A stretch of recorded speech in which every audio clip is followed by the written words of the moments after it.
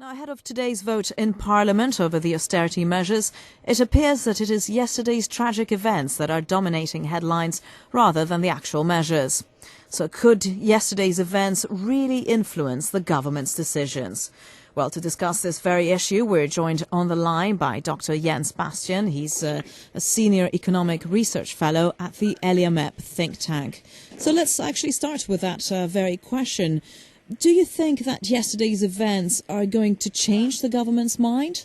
No, I don't think that they will influence the government's priority to adopt this legislation.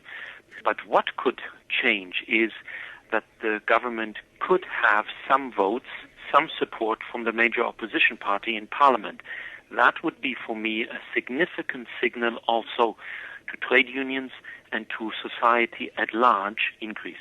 Now, since the government is not in a position to actually change its stance or even effectively water down the measures, what can it do? What can it do to satisfy protesters? I don't think that you can at present satisfy protesters because they are very opposite ends of a political debate. What is very important right now is the government has a coherent message, a discipline in what it says, and that it sticks to that.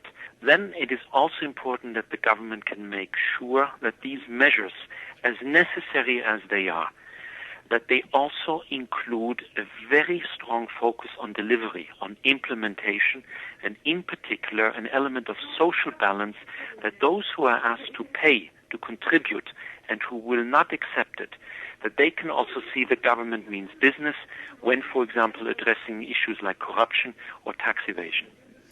The protest in Greece has affected global markets. Why are the protests spooking markets?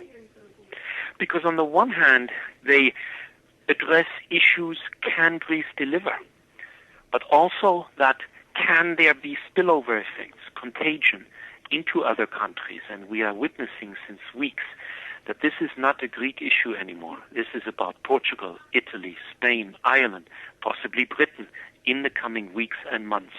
This is a sovereign debt crisis that is spreading across Europe. But are markets likely to worry less if the measures are passed, so if the situation in Greece appears to be more calm?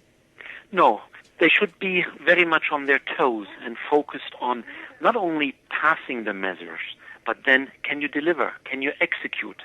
Can you make sure that the apparatus that you will need in order to implement these measures is functional, is operational?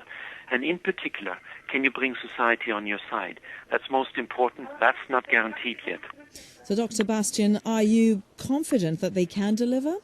I am neither confident nor pessimistic.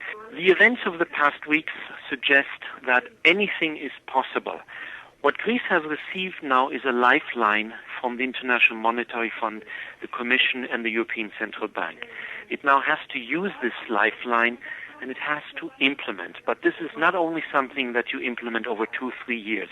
You have to approach this as a Herculean task for the next 10 to 15 years. This is a generational aspect where the whole nation has to come together. So are you saying that we're about at least 10 years away from seeing an end to all this? We are definitely very many years away from being able to say that we are out of the woods. This is something that has been 20 years in the making. This is not going to be solved in 2 years if you do not have a mentality change, if you do not have a change inside the apparatus of tax administration, if this relationship between citizen and state in Greece does not change.